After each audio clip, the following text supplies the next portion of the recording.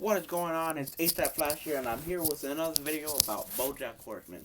So a few days ago, I finally finished watching the season 6 finale, the last episode of BoJack Horseman.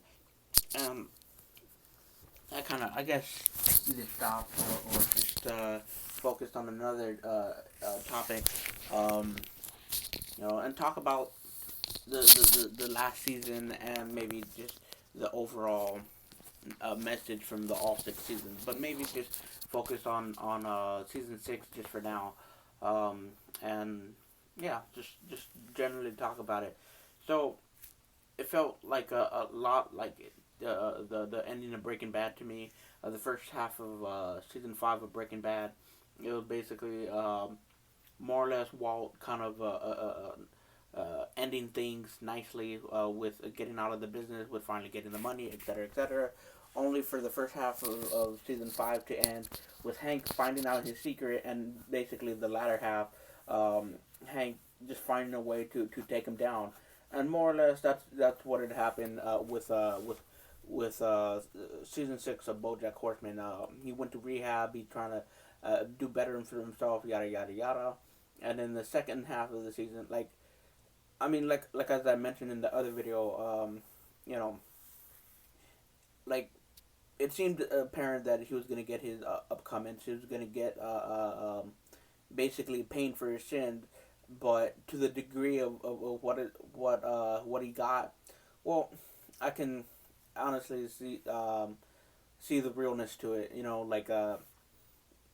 But I just thought it was kind of funny how, like, in the first interview, everybody was treated him as if he was the hero. He did something great by confessing his sins and doing uh, uh, essentially like the good thing, the looking on the bright side of it.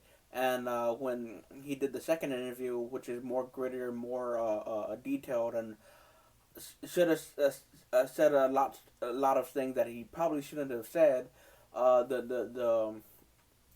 The media, I mean, not the media, but the public has a different idea on him, and it feels like a lot like real life. Um, People are only satisfied for what they want to hear, but you tell them more than what they need to hear, and suddenly you're the pariah. And I mean, after watching that episode, I can understand why he'd be treated the way he'd be treated. I mean, the confessions he said, confessions, whatever you want to say, yeah, I mean, they're confessions, are just very, very horrible. I mean, we knew he was a horrible character before, but waiting 17 minutes before you call the ambulance, that's fucking terrible, dude. I mean, shit. I don't know, because you could say like what Walt did. He watched Jane die. I mean, that was selfish, and that was selfishly motivated. But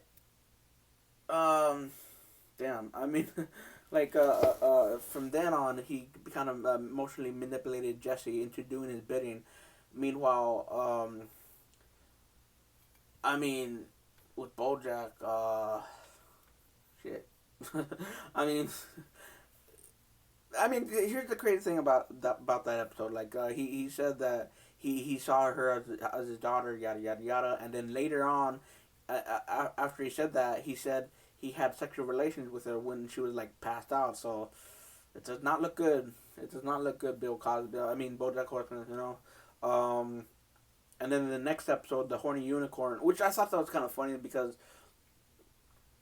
the one person he ostracized in the season prior for being such a bad person, and he wasn't even ostracizing him. It was just kind of like uh, uh, uh, um, a bad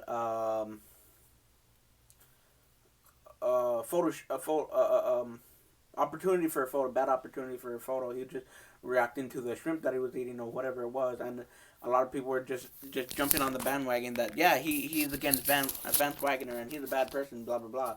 But that wasn't the case. Anyway, I just thought that was kind of ironic. The only person to be at his side was the person that he was quote unquote ostracizing at the time, and I mean, shit, dude, it just keeps getting worse and worse. And I mean, the episode from the from the view from halfway down, I thought that was like would have been a perfect way to end the show, in my opinion. But the thing is, I just realized after watching the final episode, the show isn't just about BoJack Horseman. The show is about everybody in his life, and it's kind of ironic that after him being in prison, him actually being away from everybody, not rehab, but actually prison, him being away from everybody.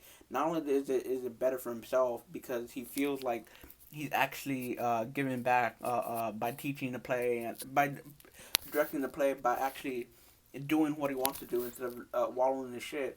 Everybody else around him is striving so much better. Like you know, peanut butter. I mean, peanut butter does his own shit. Like with accidentally leaving people at the party.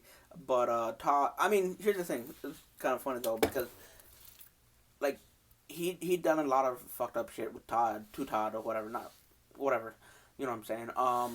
But Todd still sees him as a friend. Still sees him as like he's freaking out at the party. So it's like, oh, quick, we have to go to the beach. Why? Why to the beach? Because he saw him like freak out. So it's kind of like, even though they're kind of like, I guess at odds, or BoJack's done a lot of stuff, uh, to hinder him. He's still looking out for him. So that's nice. The one moment that I thought it was interesting at the last episode, where uh, Princess Caroline and BoJack Horseman are talking about a potential project for him to get out of prison. As soon as he mentioned prison, she started freaking out and said like almost to forget that he's in prison, and almost to forget that like it was like almost in that moment that they're kind of reconnecting as partners. And when he mentioned prison, all of a sudden she freaked out and said like, "Oh shit, you're in prison." I didn't exactly say, "Oh shit, you're in prison," but she might as well said that. You know what I'm saying? Um, I mean, yeah, it's kind of sad that most of the characters treated him as kind of like a stranger. But let's be honest. I mean, for a character that's very, I guess, toxic or whatever, that would be the appropriate reaction. You know what I'm saying? It's like in Rick and Morty. It's like he totally just kind of went away from the family. I mean, yeah, like in Rick and Morty, there was an episode where he just totally left the family, and then the family didn't really welcome him that much. Except with Rick and Morty, like it just rolled with the punches and kind of eventually brought back to like season one of Rick and Morty, where it's like they kind of ignored that thing. And I'm not saying like one creator of the show is better than the other creator, but I'm just saying it's kind of more realistic if someone that you care for is toxic in your life, but you do care